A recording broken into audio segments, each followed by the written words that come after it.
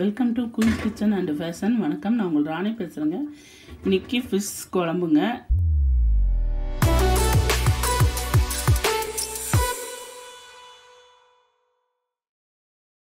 Fish வந்து பெரிய ஃபிஷ்ஷாக வாங்கிட்டு வந்தேங்க.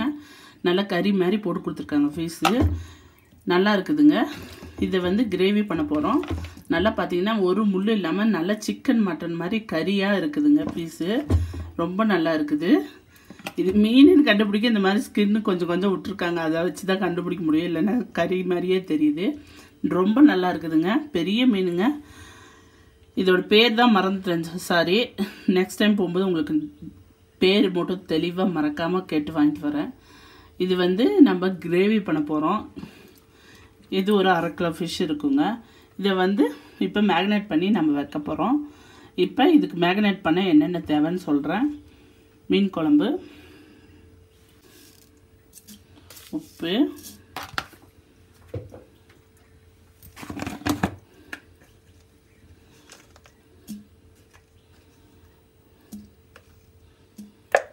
மிளகாத்தூள்,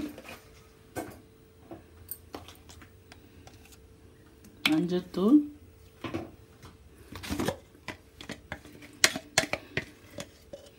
இஞ்சி பூண்டு விழுது, கொஞ்சமாக மல்லிப்பொடி போடுறேன், ஒரு 1/2 ஸ்பூன் அளவுக்கு.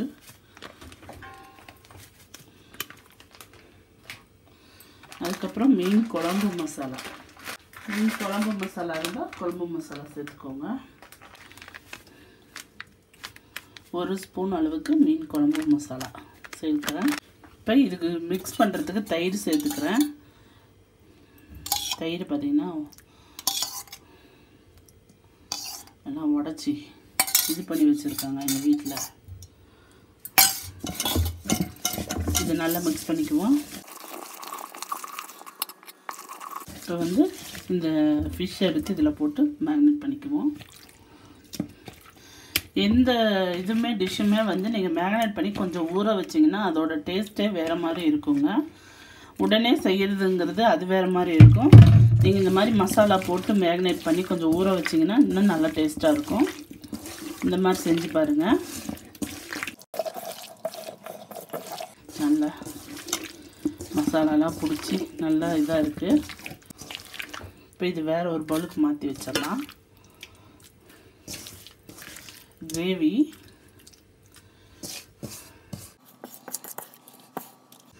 இந்த மசாலாவோட இந்த மீன் 1 hour நல்லா ஊறிச்சின்னு வைங்க, நல்லா இருக்கும் அந்த மீன் வந்து குழம்பு வந்து நான் எப்படி செய்ய போகிறேன்னா, ஃபஸ்ட்டு இந்த ஃபிஷ்ஷை ஃப்ரை பண்ணிவிட்டு குழம்புல போட போகிறேன். அதனால தான் மசாலா போட்டு மேரினேட் பண்ணுறேன். எப்படி போடுவாங்கன்னு யோசிக்க வேண்டாம். அதுக்காக தான் அந்த மீனை வந்து நான் ஃப்ரை பண்ணுறதுக்காக இப்போ மசாலா போட்டு மிக்ஸ் பண்ணியிருக்கேன். ஃப்ரை பண்ணிவிட்டு நம்ம கிரேவியில் சேர்த்த போகிறோம்.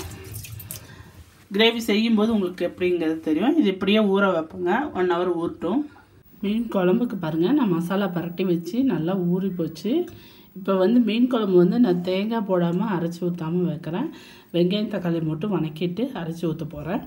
சின்ன வெங்காயம் ஒரு பவுல் நிறைய எடுத்துக்கலாம். இப்போ வெங்காயம் விலை அதிகமாக இருக்கிறதுனால நான் சின்ன வெங்காயம் பாதி, பெரிய வெங்காயம் பாதி எடுத்து வச்சுருக்கேன். கட் பண்ணி வச்சுருக்கேன். பெரிய வெங்காயம் 1, சின்ன வெங்காயம் கொஞ்சமும். தக்காளி பார்த்திங்கன்னா பெரிய தக்காளியாக ஒரு 2 தக்காளி கட் பண்ணி வச்சுருக்கேன். புளி பார்த்திங்கன்னா 100 கிராம் அளவுக்கு புளி கரைச்சி எடுத்து வச்சுருக்கேன், வடிகட்டி வச்சுருக்கேன். இப்போ முதல்ல போய் தக்காளி வெங்காயத்தை வணக்கிட்டு அரைச்சிக்கிடுங்க. நம்ம வாங்க போய் வணக்கிடலாம். கடாய் வச்சு நல்லெண்ணெய் போட்டிருக்கேங்க. வெங்காயம் வணக்கிறதுக்கு வெங்காய தக்காளி வாங்க. மீன் குழம்புனால நல்லெண்ணெய் ஊற்றினீங்கன்னா நல்லா டேஸ்ட்டாக இருக்கும். கொஞ்சம் வெங்காயம் வதங்கட்டும், அதுக்கப்புறமா தக்காளி சேர்த்துருவோம். வதக்கி அரைச்சி மசாலா எல்லாம் போட்டு கூட்டி விட்டோம்னு வைங்க, சீக்கிரத்தில் நமக்கு குழம்பு ரெடி ஆகிடும். தேங்காய் வேணால் நீங்கள் அரைச்சி ஊற்றிக்கலாம் கிரேவிக்கு. நான் தக்காளி வெங்காயம் மட்டும் அரைச்சி ஊற்றி குழம்பு மசாலா, மீன் குழம்பு மசாலா பொடி மட்டும் போட்டு செய்கிறேன் இன்றைக்கி வித்தியாசமாக. அந்த மீன் நல்லா பெரிய மீனுங்க. அந்த மீனையும் வந்து நம்ம மசாலா போட்டுக்கொள்ளுங்களா, அதை கொஞ்சம் ஃப்ரை பண்ணிவிட்டு அப்புறமா குழம்புல சேர்த்து போகிறோம். வித்தியாசமான மெத்தடுக்கு. பாதி அளவு தக்காளி வெங்காயம் வதங்கிடுச்சு. இப்போ தக்காளியும் சேர்த்துருவோம்.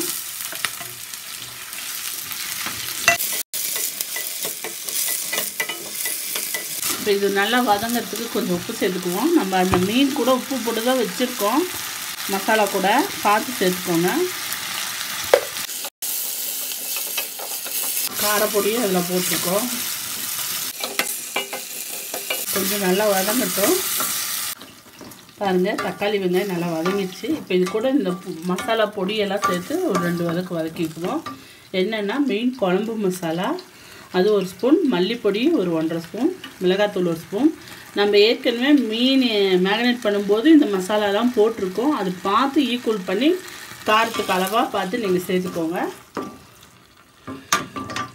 இது கூடயே போட்டு நம்ம அரைச்சி விழுதாக்கிட்டோம்னா நல்லாயிருக்கும். அதுக்காக கொஞ்சம் வதக்கிட்டோம்னா குழம்பு கொதிக்கும் போது சீக்கிரமாக பச்சை ஸ்மெல் போகும். இப்போ இது இறக்கிடுவோம். இது கொஞ்சம் ஆறட்டுங்க. அதுக்கப்புறம் தான் நம்ம மிக்சியில் சேர்த்து அரைக்க முடியும். நல்லா கொஞ்சம் ஆறின வாட்டி அரைச்சிக்குவோம்.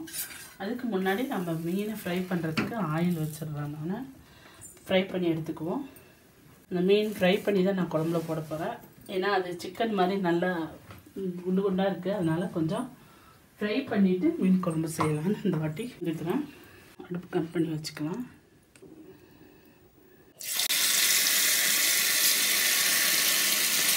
பார்த்து செய்யுங்க. போதும். கடாய் சின்ன கடாயி அதுக்கு மேலே போட்டேன் வெளியே வந்துடும்.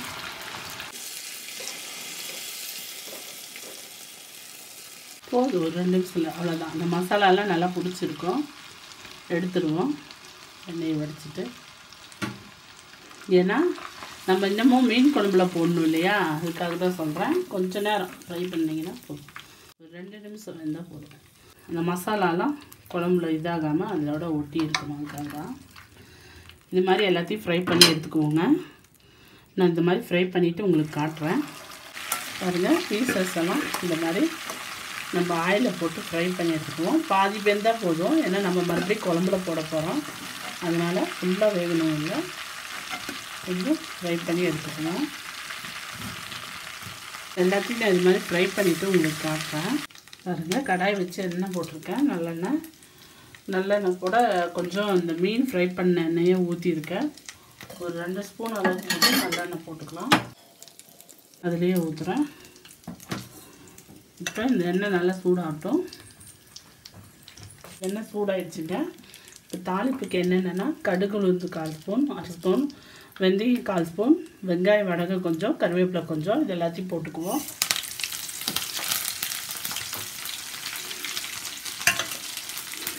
இது எல்லாம் பொரிஞ்சு வந்ததும் புளி கரைசல் ஊற்றிக்கணும்.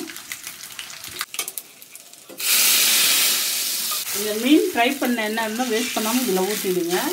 ஏன்னா வந்து நம்ம மீன் குழம்பு தானே வைக்கிறோம். குழம்புக்கு அது சூட் ஆகும். வேறு எதுவும் பண்ண முடியாது. அதனால தான் சொல்கிறேன். பாருங்கள், மசாலா எல்லாம் வதக்கி வச்ச மசாலாத்தையும் அரைச்சிட்டு வந்துட்டேன் நல்லா. இப்போ இது எல்லாத்தையும் நம்ம இது கூட சேர்த்துக்கலாம். கொஞ்சம் தண்ணி விட்டுக்குவோம். இந்த குழம்பு தண்ணியாட்டம் தாங்க இருக்கும். ஆனால் நல்லா டேஸ்ட்டாக இருக்கும். குழம்பு நல்லா கொதிக்குதுங்க. கொதிச்ச வாட்டி நமக்கு அந்த மசாலா பச்சை ஸ்மெல்லாம் கொஞ்சம் கூட அடிக்காமல் இருக்கும். அப்போ வந்து நம்ம மீனை பொரிச்சு வச்சுருக்க மீனை இதில் சேர்த்துட்டு ஆகிடும். இன்னும் கொஞ்சம் தண்ணி போடுறேன்.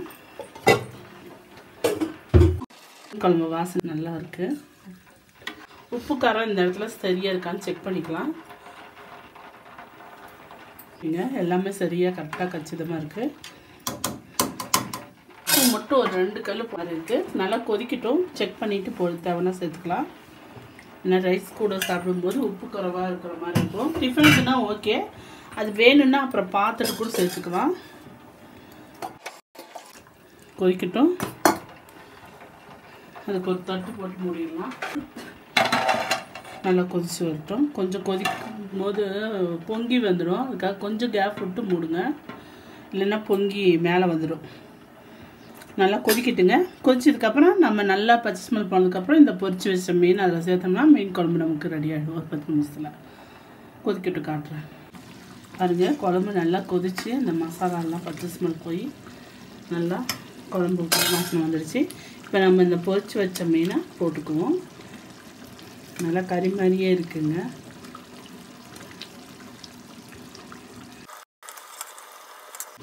இது போட்டு ஒரு 2 நிமிஷம் இருந்தால் போதுங்க.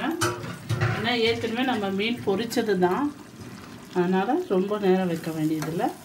ஒரு 2 செகண்ட் கொதிக்கட்டுங்க, நான் உங்களுக்கு காட்டுறேன். பாருங்கள், 2 நிமிஷம் நல்லா கொதிச்சிடுச்சு. மீன் குழம்பும் நமக்கு ரெடி ஆகிடுச்சு. மீனும் நல்லா வெந்துக்குச்சு. நமக்கு நல்லா சுவையான டேஸ்ட்டான மீன் குழம்பு ரெடி ஆகிடுச்சிங்க. இந்த வீடியோ பார்த்து நீங்களும் செஞ்சு பாருங்கள். செஞ்சு பார்த்துட்டு எப்படி இருந்துச்சுன்னு உங்களுக்கு கமெண்ட்டை சொல்லுங்கள்.